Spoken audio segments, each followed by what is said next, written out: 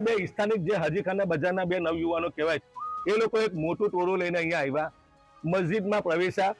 Police પ્રશાસનને body camera અંદર CCTV camera લાગેલા છે, છતાં પણ અહીંયા અનલીગલી રીતે જે કલેક્ટર સાહેબનો જાહેરનામું છે અને પુરાતત્વ વિભાગનું એનો ભંગ કરીને અહીંયા દીવાબત્તી કરી, નારિયેલ અગરબત્તી કરી અને પૂજાપાઠ કરવાનું શરૂ કરેલું. અમારા ટ્રસ્ટી ત્યાં તરત પહોંચ્યા, શાંતિપ્રિય રીતે આ જેટલા પણ સ્ત્રી અને પુરુષોનું ટોળું આવ્યું હતું એમને મોહબ્બતથી પ્યારથી કીધું કે આ એક જામા મસ્જિદ છે, તમે એને જોઈને જઈ શકો છો. પરંતુ આ એક કાવતરાનો ભાગ લાગે છે. કાવતરાના ભાગરૂપે આ બે નવયુવાનો દ્વારા ભરૂચ શહેરની શાંતિ જોખમાઈ, અશાંતિ અહીંયા ફેલાય, અહીંયાને એકતા અને ભાઈચારા બાબતે અહીંયા એમને ઉશ્કેરી અને લેડીઝોને આગળ કરીને પૂજાપાઠ કરવાનું શરૂ કરેલું છે. ડીવાયએસપી સાહેબને રજૂઆત કરેલી છે. અમારી માંગ છે કે આ એક કાવતરાનો ભાગ છે.